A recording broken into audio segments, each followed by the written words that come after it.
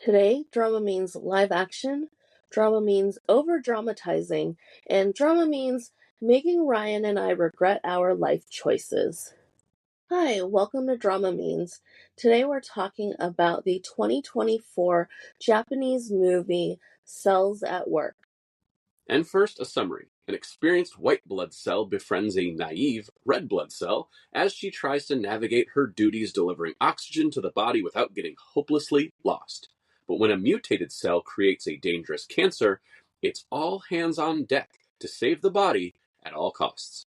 Maybe the strangest summary I've ever done. I never thought I'd do a summary about white blood cells and red blood cells. Well, the topic is look into our bodies. And the fact that these characters don't actually have names, they're just named red blood cell and white blood cell, and they have numbers, which I don't really know how I feel about it. Like, I get it. They're just one of like trillions of cells. So like, it would be weird if every cell in your body had a name. But I'm like, at times I wish they had a name, or at least came up with a nickname for each other. Yeah. They kind of have a name of AE3803, and But they never call themselves that call each other that. No, they literally just call each other white blood cell and red blood cell. Even at the end, we were like, wait, is that her number? Like, is that hat right there? Is that her number? Yeah. I'm like, I don't remember. Yeah, that's true. And we definitely had to look up like what an NK cell is and like a killer T cell. Like a killer T cell, yes. There was a lot of Googling happening during watching this. Yeah.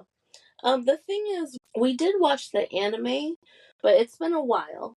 So when this movie finally was on Netflix, we waited I think it was in theaters like December of last year, and Netflix just got it, I believe, this week. Yeah, and it feels like it was a long time coming. Like, we've been hearing about this adaptation of the anime for a long time, and I thought this would be kind of interesting because, again, you don't see many things where it's like the cells of a body are the characters, and so like, oh, it's kind of an interesting take. And anime has a really cool way of showing us different perspectives that other mediums can't show us. So I was interested to see how they would actually live action this. Yeah. And honestly, we would watch Satoh Takeru in anything. I watched him in a Rurouni Kenshin movie that had no subtitles and was in Japanese. And I just watched the whole movie, just hoping to understand what happens. I've never gone back and watched that movie again with subtitles. Well, that means you got it. It was like the third Rurouni Kenshin movie. You get it. They've kidnapped someone he loves. He wants her back. He's got to do some fighting. Yeah. And the bad guys are the bad guys, and the good guys are the good guys. And at the end, twist, the bad guys become either dead or the good guys. Every Rurouni Kenshin movie is the same. It's wonderful. I don't know if that's... Sure. Okay. His superpower is he turns his enemies into his friends. Which that is his superpower. Because he refuses to kill them. Yeah, which I love. I realized yesterday that I really like a certain trope, and I didn't really know it was a thing until yesterday. But I love the tropes where the main character collects underlings. Right. Just well, we were watching Slime, the reincarnated Slime. That's one of them that comes to mind for me, is that he just collects ogres and orcs and dragons and... Yes, and I do really like that. But I was actually thinking of I was watching something like, I'm the villainess, so I'm going to tame the big boss or something like that. Right, one of those like transmigration rebirth stories, right? Isekai. Yeah. So I was like, and her habit was like to collect another like underling. And I was like, man, I really like that. And I was like, it's more than like found family, which I think it would definitely be under the found family tree. But like... It's more specific. Yeah. So I did not realize I really like that. And so what it seems like is Rurouni Kenshin is also like that. Kind of, yeah. He feels like this makes his enemies his friends. But anyway, back to the point is big fans of the actor, and he's good in basically everything. So it was like, why not watch this if we've seen the anime?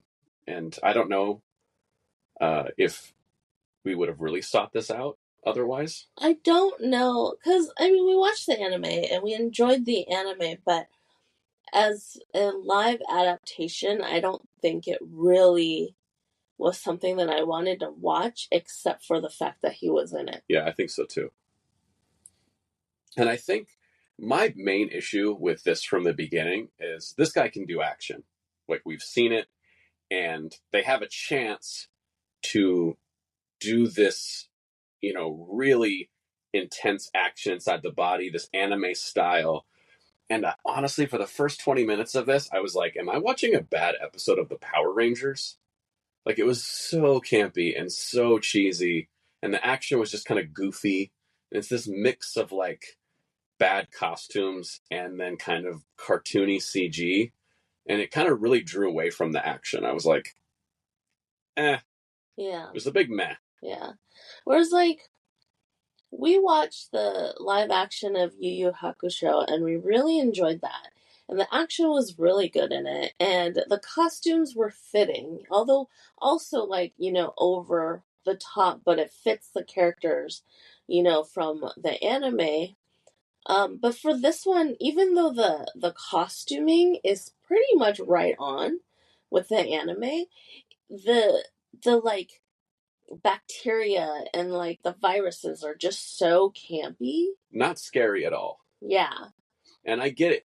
I think there's a tone issue here too, because the anime makes this kind of light, and I wouldn't call it light and fun, but it's a little lighter tone. And so the bad guys, seem more menacing because like she's so scared and she's just trying to deliver oxygen, and these like, ant looking creatures with the tentacles are like scary in animation.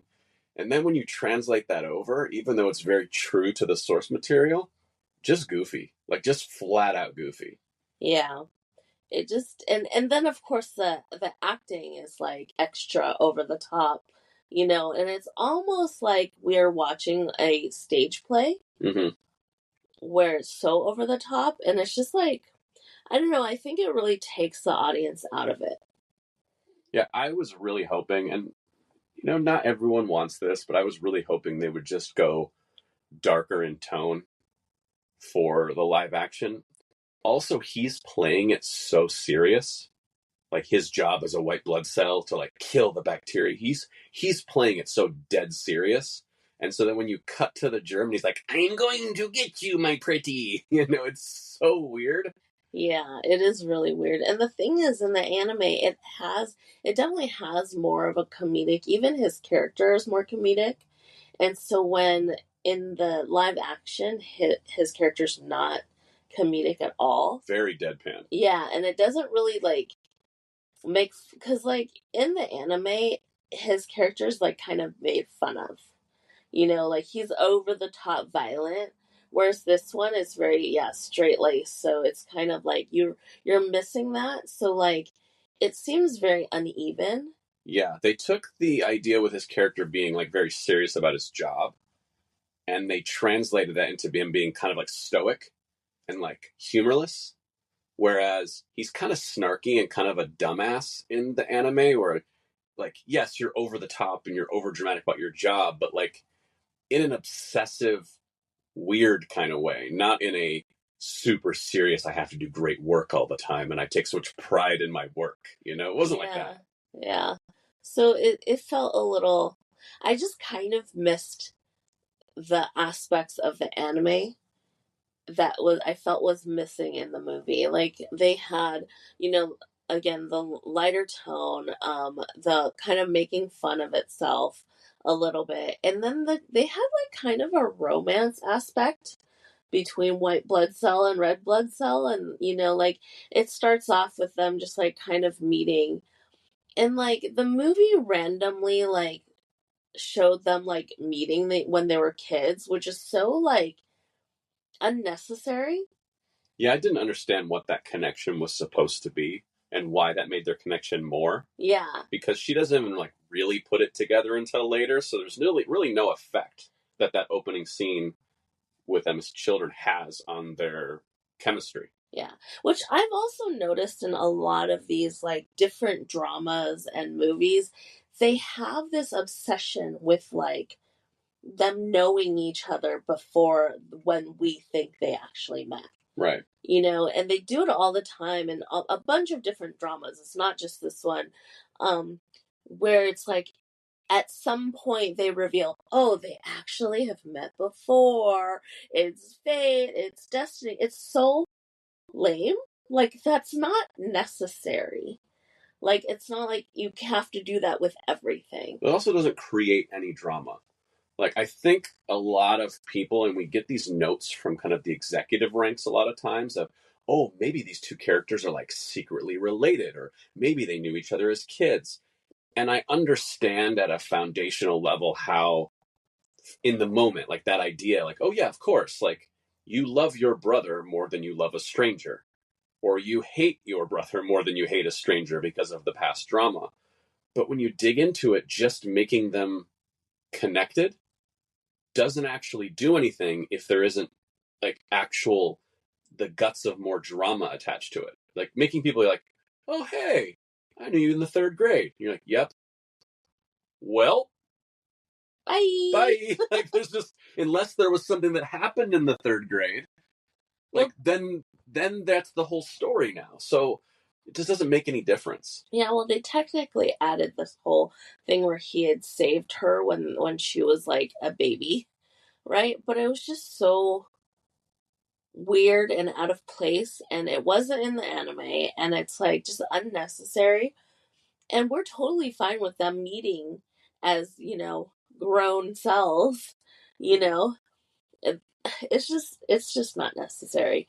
But Which is funny because so much of this was pulled straight from the anime. Like my criticism of this is I think they were too true to the anime. Like shot for shot, some of the things are exactly the same. And I'm not a big fan of these kind of shot for shot remakes. Like I want to see new things.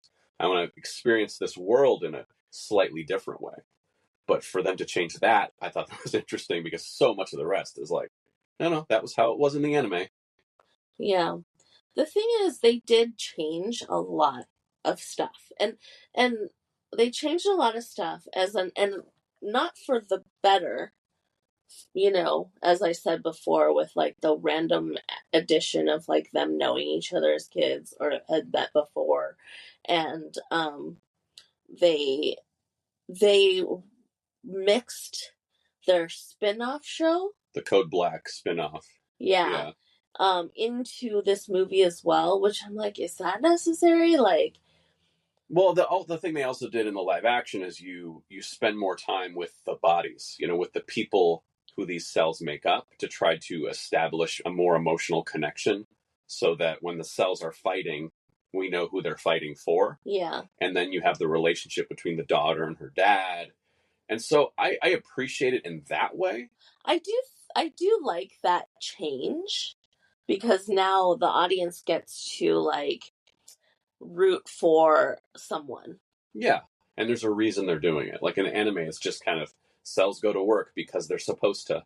Yeah. And so there's not really an emotional investment into a human character. Yeah. And in this, they really did try to make that connection. And I think that part of it actually does work. Yes. And I agree. And I do think it was clever how they were able to, you know, go to the dad's side, and then they took the stuff from that Code Black spinoff. Like that was the dad's body, and then this is the daughter's body, and back and forth. Yeah. So another thing they decided to add in was randomly like how white blood cell was training little white blood cell that turned into a mutated cell. Right. Which turns into cancer. But like again, they're like trying to like add in fake emotional connection. Yeah.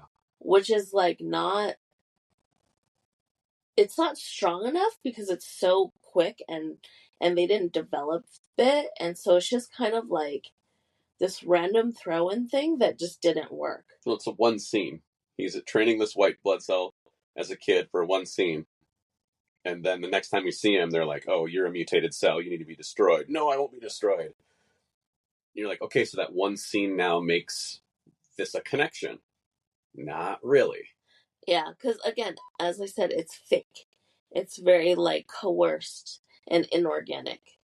Now, there's a way to do the things they're trying to do. Like when we finished the movie, I'm like, man, that's so much better. It would be so much better if him and the white blood cell grew up together and they were the buddies of buddies, white blood cells all the way through training. But his buddy like never matured. You know, he's kind of a jerk and he's kind of doesn't really take his job seriously. And he takes his job really seriously. And so they kind of diverge. And then when this cancer reappears, he's like, oh my gosh, that was my best friend. I lost track of my best friend when we got, separated. I didn't realize he was a mutation. Now at least we have like a real connection, a real friendship. Whereas this, it's just kind of like, okay, great. So he met the kid once. Like, who cares? Yeah.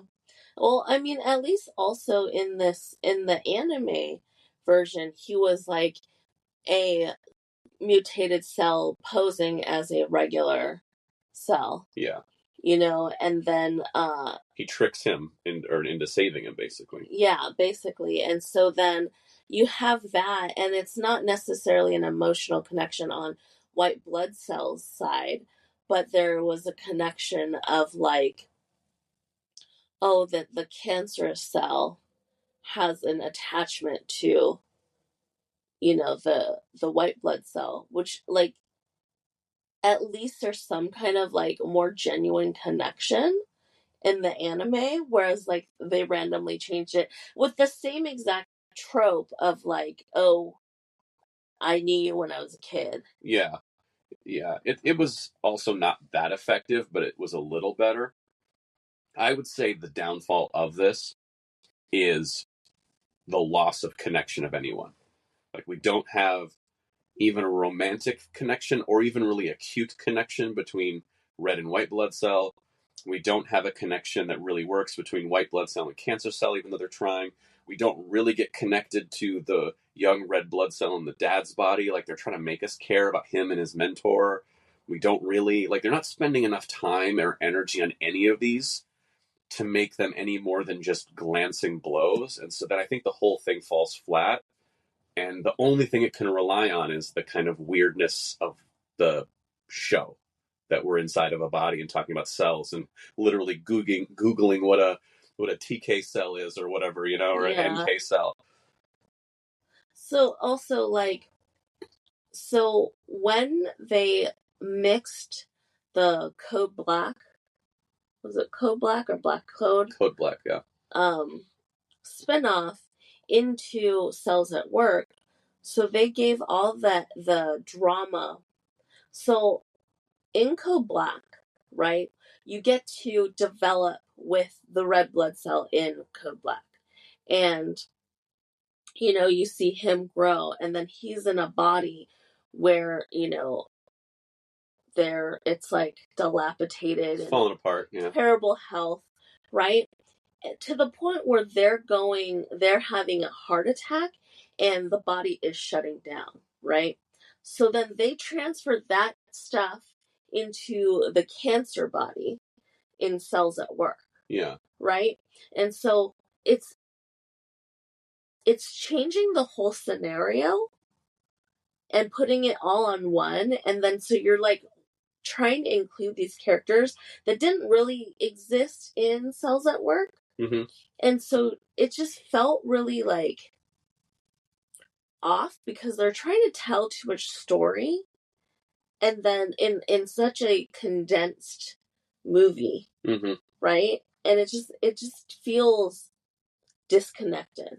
Yeah, I think they bit off more than they could chew story-wise, and that's why they're not spending enough time connecting the characters and the emotions together, because they're trying to get through so many and like tag all these bases with these different stories. I like that we get to see into the daughter and the dad. It's like I didn't need the kind of crossover. Like, I Yeah. understand why they wanted to do it story-wise, but you're right, just everything kind of falls flat because they're just running through all these story points and all these characters and, hitting them so quickly that by the end it's just like, I'll just watch the action sequence. Yeah. You definitely don't get to see any of the characters develop, and that's like detrimental to a story. Yeah, I mean, a story starts with its characters, and it's the characters who have story to tell. It's not the writer and the director that have a story, like when you're an audience member. You're not sitting there going, oh, I wonder what the director was thinking in this moment. Like, if it's a good story, you're engrossed in what the characters are thinking. And I think they just kind of forgot that. Like, they were putting this together, and I think this happens a lot with adaptations, and especially things from like comic book, manga, anime. They're trying to do a lot of fan service. They're trying to make everybody happy, and then they just forget to tell a story. Also, that poop gag. I mean, I like that you call it a poop gag. Well, I found it. I mean, it was weird, and it was funny at first, but it just got really gross. Well, it was really long. And yeah, really. They spent a lot of time in the sphincter. Unnecessarily long, where they could have used that time to develop the characters, and it was like, again, another generic like way for the red blood cell character in the dad's body to like lose his mentor. Yeah. And also, but we don't care. And you're playing this poop for comedy. And so then within the comedy, you want me to like feel this emotion. I wish, honestly, like thinking back on it, I wish they would have played all of the stuff on the dad side purely for comic relief. Like, that's it. Like, don't try to make me care. Like, play the juxtaposition between the pristine young daughter who takes care of herself and the chain smoking, ramen eating dad who doesn't sleep and drinks too much, and like just play that as comedy. And then the poop gag kind of works because it's just a bunch of comedic kind of uh, breaks from the drama that's happening on the other side. Yeah. But it was real gross. It was unnecessary.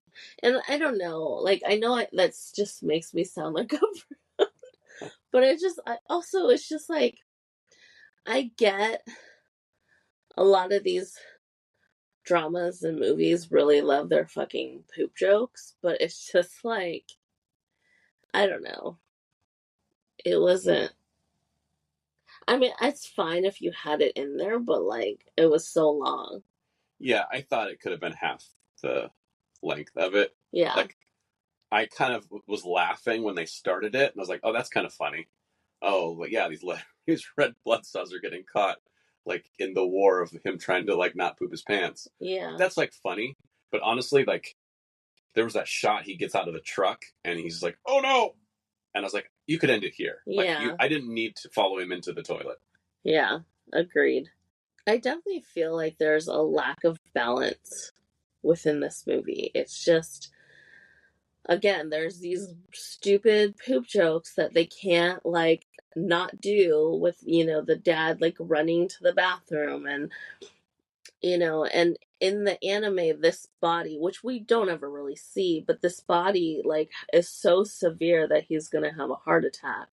To what we see in the movie is like him running to the bathroom and like clenching his butt, and it's like you see like close up of his butt, and it's just like, can we, and then it gets all super dramatic and emotional, when the daughter has cancer, which is like really the meat of the whole movie. And I do think that the way they did it was well done with the daughter, but again, it's just like very unbalanced. Well, they are all over the place tone-wise. Like, you have poop jokes next to a silly concept. Let's just call it what it is. It's the idea that we're following around cells as our main characters. It's a silly concept. I think it's interesting though. But it's silly. Like, it's like even saying that like summary. I'm like, oh, this is kind of darky. Like a red white blood cell. It's like it's it's hard to go from that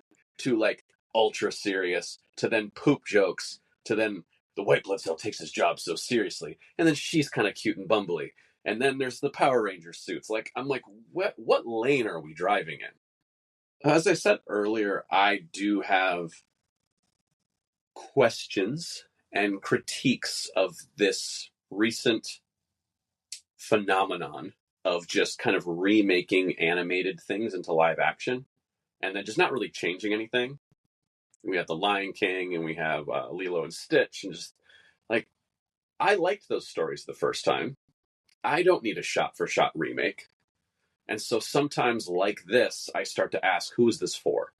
Because on one hand, it's for people who love the anime because you're doing a shot for shot remake of Cells at Work in a live action setting. So I'm like, well, I've already seen this story though. So am I rushing out to the theater to like watch the story again? I don't know, maybe. Or do you want to just tell a great story and be dramatic and then risk pissing off the fans? So like, there's just no winning, I think, sometimes with making these, and I just question like why. So it also could be that, kind of like how Netflix decided to do One Piece, right?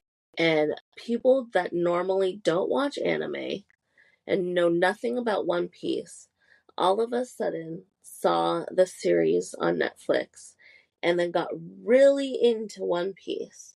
And it's like showing it to people, like introducing it to a different Audience. yeah. Yeah, I get that, but then this kind of I'll double down on my point. It has to be a good story. You have to prove to the people that wouldn't watch anime normally that, hey, we've got a really interesting story here, and put away your preconceived notions of what anime is and just get invested in this so that you will go back and watch the anime and then, oh, I actually don't mind the anime as a format. I thought I didn't like it because it's a nerd thing or whatever your things are. But watching this, they're presenting it to us in the same vein as an anime. So as a non-anime viewer, I wouldn't watch this. This would be garbage. Like, I'd be like, why is it so freaking weird? Like, why is it so expositional? Why it's just a lot of the stuff that anime does, they do in this. They don't make it any better or different. Like with One Piece, I thought they did a wonderful job of making you care about the characters, and it's presented as an action adventure pirate show. And then if you like the characters, now you can go dig in to the anime, which the tone is a little different. There's a lot more episodes. It's a lot deeper. It goes all over the place, and it's an anime. And so this, you're like, well, if you're just going to do the anime and it's campy and it's weird and everyone's in these rubber costumes, and you're not going to draw in any new audience, in my opinion. Like, if I hated anime, I would hate this movie from the first minute. It's just dumb. It's dumb anime. Now, I'm fine with anime, but again, I don't know who this is for. Yeah. Well, at least some parts that I liked was, again, we saw some of the cute stuff. And honestly, I think it goes better with the lighter tone of, the anime. But when they showed the girl kind of like crushing on the other guy, I like that a lot. it was so cute. And then you see like everyone partying inside It's like the Brazilian carnival happening because her endorphins are going overdrive because she's smitten. Yeah. So those parts are really cute. And, I kind of wanted to see a little bit more of that. I definitely wanted to see like better cute moments between red blood cell and white blood cell, because they had those moments in the anime where, like, red blood cell is bumbly and getting lost, and the white blood cell is kind of like looking out for her, but like doesn't want to step on her toes and wants her to be able to do it on her own. And then there were like a lot of other characters that they had cut out in the movie that was in the anime. So it just, I don't know. I mean, I really only felt something in this when she gets her little pitter patters and she like sees the guy and like asks him out, and like you can see what's happening inside the body. And thought that was very funny and light, and like it helped with the connection of her and the guy, because they don't really spend that much time together either. Yeah. But I buy their connection a little more because we got to see her physical reaction and then the cell's reaction and then her nervousness and how it all translates to like, that kind of stuff was fun. And then when she gets sick and him and the dad are trying to cheer her up is a wonderful scene. Yes. It's a fantastic, like, I'm like, this is the movie right here, guys. It's right here. It took so long to get there. It's such a great scene. Yeah. That was, and also, like, honestly, they've been only dating for 1 month, and then she had cancer, and so he stuck with her through it all. And he was like there for her dad. I mean, It's just like, like, this guy's okay. This guy's all right. Yes, like, you're looking for green flags. That guy is your green flag. No, and I just like her performance is really good. Like in that bed, like seeing them, and she's in the worst place of her life, and all they can do is try to make her smile. And it's like, I don't know, you feel that because that's relatable. Yeah. And in a show that's kind of hard to relate to because we're, again, talking about our main characters, our cells in a body, a little hard to relate to that. Yeah. On certain levels. On other levels, that this is quite relatable about what happens inside of your body. Oh my gosh. Like, we literally went out, got Jack in the Box, brought it home. We're watching this movie. We're sitting down. I'm chomping on like mini tacos, and then we see the cholesterol buildup in the dad's body. And he's like eating ramen and smoking and drinking, and he's like, oh yeah, I can't eat healthy. I gotta eat like garbage. That's just me. Cut to the wasteland that is his body inside. And I was like, I literally lost my appetite. I looked at my tacos and I looked at the screen and I'm like, oh my God, this is me. And I'm like, no. The fact that when you like see the cholesterol buildup in the live action, you're like, oh. That is way harsher in the movie than in the anime. In the anime, it's drawn, you see like these like kind of clumps of like yellow, it looks like fat or whatever, right? In the anime, but then when you see it in the movie, it's kind of portrayed of like just like trash bags, and bags of trash bags that they can't even walk through. And I'm like, holy shit, that's our body right now. If you like have ever been to New York City in the summertime when the trash is piled up on the street and it just like the smell, like I was like, oh no, the inside of my body is New York City in the summertime. Ugh. No.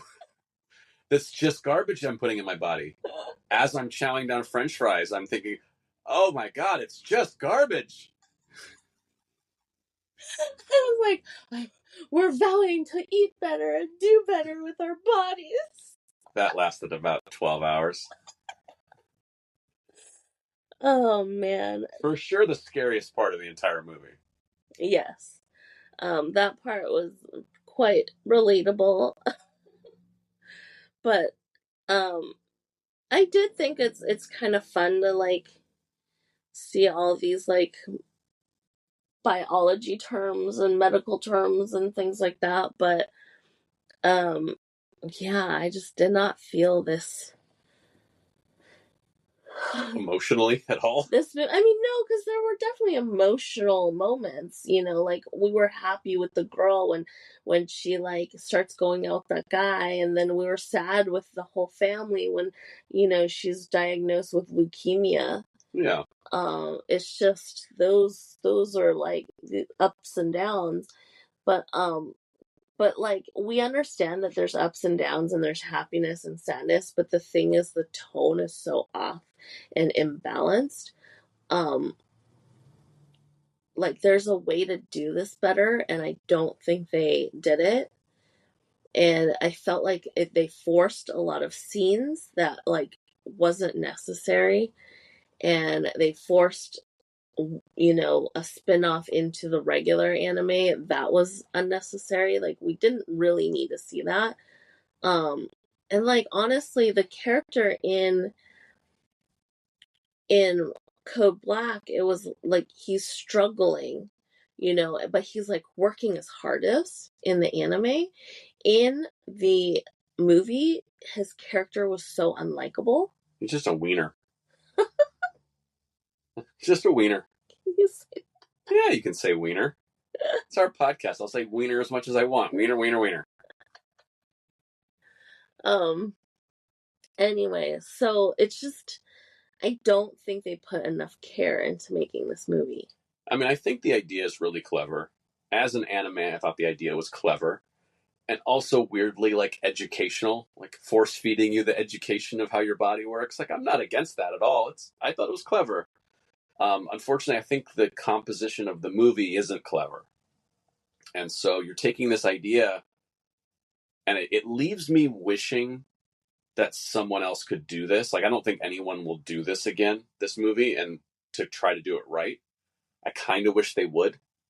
Like, I think there's ways to fix everything and make this kind of a fun or really dark and deep and really like emotional and just like, the seriousness of like how we treat our bodies and what the external things affect the inside of our bodies. Like every stimuli that we encounter affects us differently in all these different systems we have. Stress, and it's not just cancer and infections, it's all the cortisol and stress hormones and just everything. Our bodies are a crazy place, which that's the part that I really enjoy.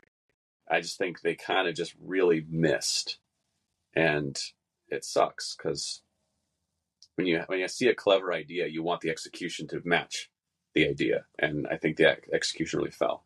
Yeah, I definitely agree. I think people should go back and watch the anime if they haven't seen it. The tone is much better, and it doesn't take itself quite as seriously, even though they deal with some serious stuff in the body.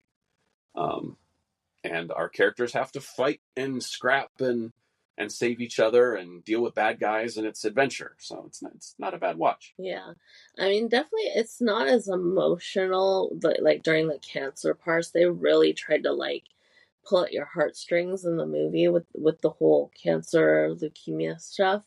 But as for the anime, they are like literally just doing their jobs. That's what they're doing. They're gonna fight to find, the mutated cell, and like, they're gonna try to get rid of it, and that's it. Yeah. But I definitely recommend watching that, the anime. The movie, for me, rating wise, it is stepping out to get fresh air. I think that's right on the money. I almost go Land Sickness. I do think there's some good performances in it. And again, it's a clever idea. So it's not a nothing. It's fine. It's just not what we would call good. Yeah. So stepping out to get fresh air, that makes a lot of sense. Yeah. Our recommendation this week is Yumi Cells, which has a similar concept in terms of like, their emotions, and each emotion has, a different personality within her. So they have, the love cell and the beauty like vein cell, and intelligence and all, like, gluttony, things like that, and they affect how she behaves in real life. But it's very like concentrated on her love life. Yeah, it's a dating show.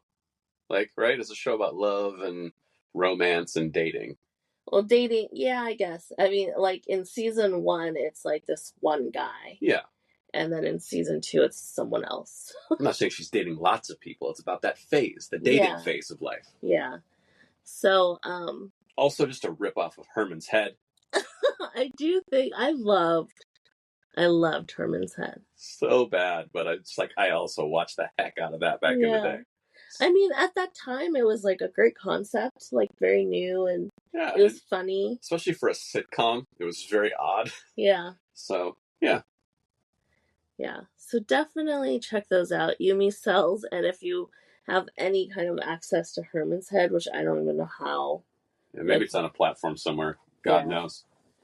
But that is it for us this week. Thanks for listening. We'll see you next time.